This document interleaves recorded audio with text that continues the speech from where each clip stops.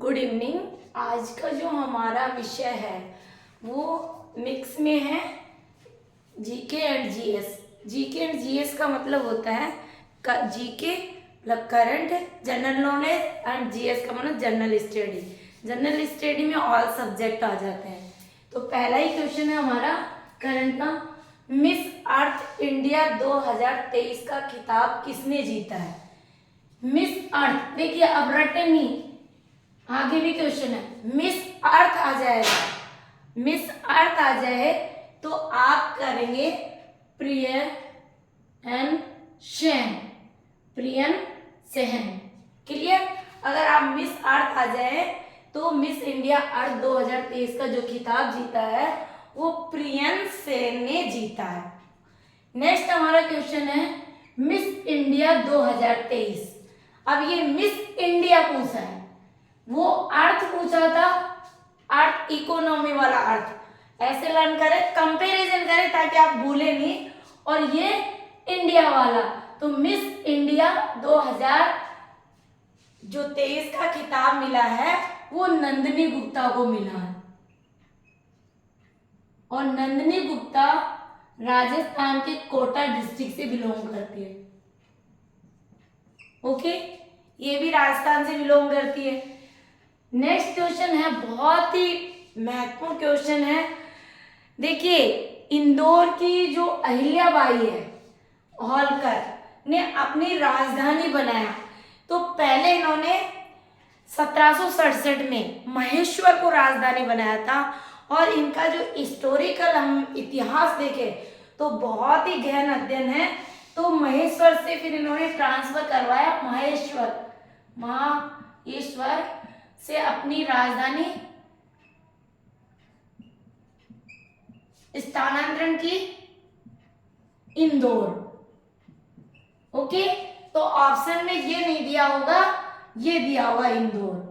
तो क्वेश्चन सीधा सीधा पूछे, अहिल्याबाई होलकर ने अपनी राजधानी बनाई तो इंदौर। ठीक है, क्योंकि इन्होंने महेश्वर को अपनी राजधानी बनाई थी। जब इनका बहुत बड़ा योगदान है, इन्होंने कहा कि जो प्रजा है, जो हमारी जो किंग की जो मतलब जो शासक होता है, किंग में शासक, उसका जो धन होता है वो शासक के लिए ऐशो आराम के लिए नहीं है, वो धन शासक के लिए यूज नहीं कर सकते, वो प्रजा के हित में काम लेना है। वो बिल्कुल अपने शासक या अपने ऐशो आराम के लिए यूज नहीं कर सकते। इन्होंने अपने पुत्र का भी बलि दी थी। तो ये इंदौर की अहिल्याबाई, ऐसे भी याद रख सकते हैं आप, है ना। बहुत चर्चित क्वेश्चन है और इनका इतिहास भी बहुत ही है। तो हमारा एक पर्सनल इसका वीडियो डाल देंगे, क्योंकि यहाँ से क्वेश्चन पुटअप होता है। तो इन्होंने अपने पुत्र की भी बलि दी थी, ये ध्यान रखना है। और ये हमेशा इनकी जो ये सोच थी कि कभी भी शासक को प्रजा की धन संपत्ति पर ऐशो आराम नहीं करना चाहिए, बल्कि जो भी हमको इस लायक बनाया है, शासक बनाया है, सम्राट बनाया है, तो एक सम्राट का दायित्व होता है कि वो प्रजा के बीच में रहे और अतुल धन संपदा को प्रजा के हित में लगाए। ये ऐसी सोच अहिल्याबाई की थी। क्लियर? फोर्थ क्वेश्चन है हमारा, संसदीय मतदान में एक स्पष्ट जीत के बाद थाईलैंड के नए प्रधानमंत्री के रूप में कौन चुना गया है? थाईलैंड के बारे में पूछा गया है, कहीं रटने की जरूरत नहीं है। सेत्रा को प्रधानमंत्री चुना गया है, सेत्रा को प्रधानमंत्री चुना गया है। क्लियर? नेक्स्ट क्वेश्चन है, तीसरी G20 भ्रष्टाचार विरोधी बैठक कहाँ आयोजित हुई थी? जब यहाँ थर्ड G20 बैठक की बात की जा रही है, तो ये कोलकाता में आयोजित हुई। ये कोलकाता में 9 से 11 को, 9 से 11 अगस्त को ये आयोजित हुई थी। तो ये सीधा सीधा फैक्ट है। एक क्वेश्चन ये भी पूछा जा सकता है, लॉर्ड 1878 में विश्व का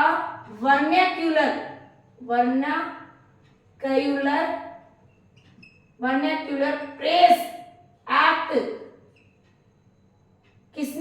किया था? किसने रद्द किया था? तो ये आ जाएगा इसका answer Lord Ripon. Lord Ripon आएगा, जिनका कार्यकाल था 1880 से 1884 तक। ओके, 1878 की बात करें, वर्नाक्यूलर प्रेस एक्ट किसने रद्द किया था? तो लॉर्ड रिपन ने रद्द किया था। अब नेक्स्ट हमारा क्वेश्चन है कि मैच से मैचिंग आएगा, मैच कीजिए। ये जो हमारे इंडिया में है, जो खदान यानी खनन क्षेत्र है, उससे रिलेटेड है कि जादूगोड़ा जो हमारे झारखंड में यूरेनियम गैस के लिए चर्चित है। तो जादूगोड़ा का संबंध किससे? यूरेनियम, जो झारखंड में प्रसिद्ध है। सबसे ज्यादा प्रोडक्ट झारखंड में ही हो जाता है, मिलता है देखने को। बेला डीला, ये हमारे छत्तीसगढ़ राज्य में लोहा अयस्क उद्यान है।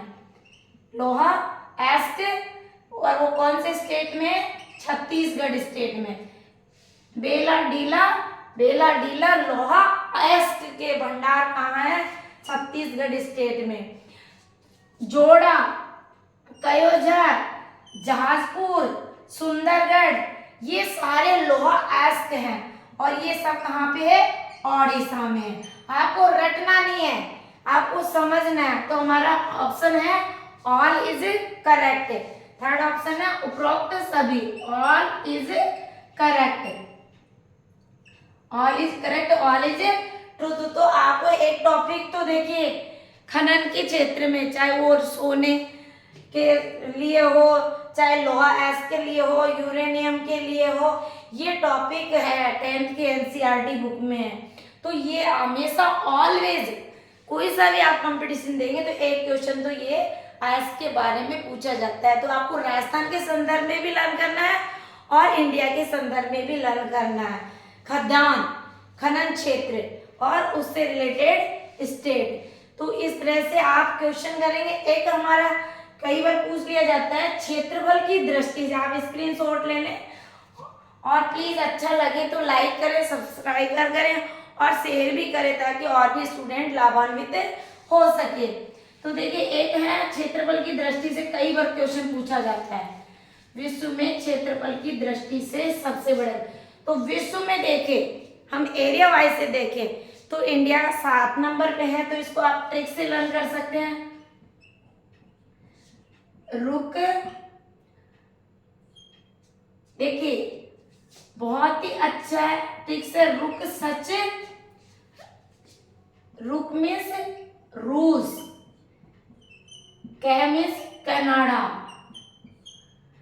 ठीक है। से मीन्स संयुक्त राज्य अमेरिका, यहाँ बी है इंडिया।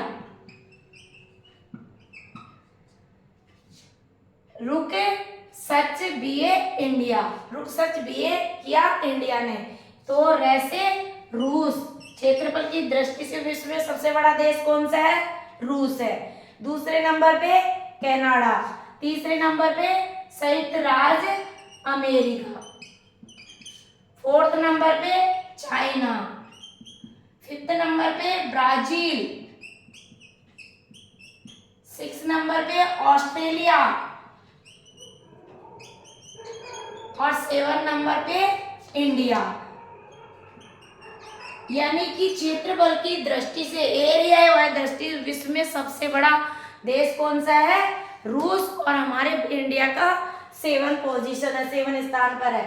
तो रुक सच बीए किया इंडिया ने।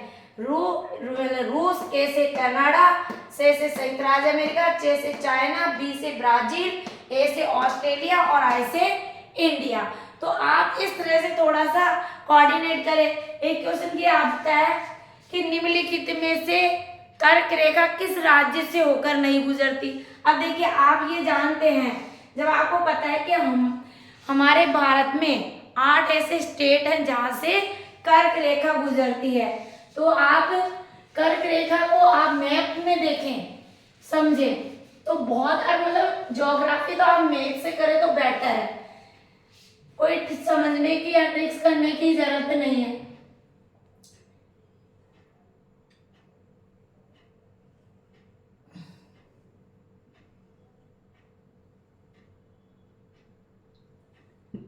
ये कर्क रेखा गुजरात से शुरू होती है।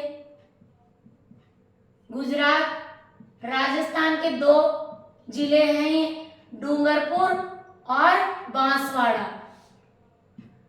और फिर मध्य प्रदेश, छत्तीसगढ़,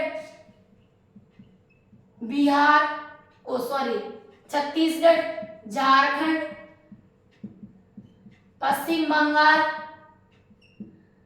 त्रिपुरा और मिजोरम।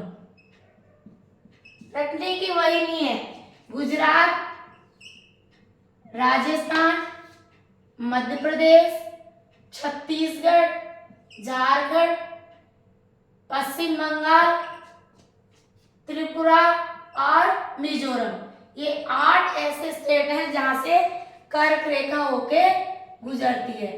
ये भी क्वेश्चन पूछ लिया जाता है। और केशव की लिखित में से कौन से स्टेट से कर्क रेखा नहीं गुजरती है, ऐसे क्वेश्चन पूछा जाता है। तो आप 8 स्टेट याद करें। एक समुद्र से लगने वाले स्टेट, तो पूरे समुद्र से 9 राज्यों से लगती है, 5 तो ये है और 4 ये आप गुजरात, महाराष्ट्र के नीचे कर्नाटक, गोवा। देखिए, एक गुजरात हो गया, महाराष्ट्र हो गया, ठीक है, और फिर कर्नाटक, गोवा, और ये कौन सा है, केरल। और यहां से बात तमिलनाडु, आंध्र प्रदेश और ध्यान है ओडिशा, ये 4 राज्य इधर हो गए। क्लियर। तो ये इस तरह से 9 समुद्री तटीय से सीमा लगती है। तो आप मतलब मैप से करें। आदतन मैप हमारा जो राजस्थान का जो आकृति है वो पतंगाकार की है, तो ये थैंडले ने कहा, TS हैंडले। तो मतलब किसने कहा, किसकी आकृति बनाई, ज्योग्राफी में बेसिक क्वेश्चन है वो उठा के इस तरह से दे दिया। अक्षांश और देशांतर है ना। तो फिर ऐसे इस तरह से करें, फिर हम हमारी मैथ की और रीजनिंग की क्लास भी शुरू करेंगे। थोड़ा हमारे पास टाइम का अभाव है, तो आप प्लीज डीपली स्टडी करें और बिल्कुल सिलेबस से बाहर नहीं जाए। आप अपना सिलेबस को ऑलवेज जेब में रखें। जेब में रखेंगे तो आप आगे बढ़ पाएंगे और अपना नौकरी के भी आपको 99% चांस है। Thank you so much.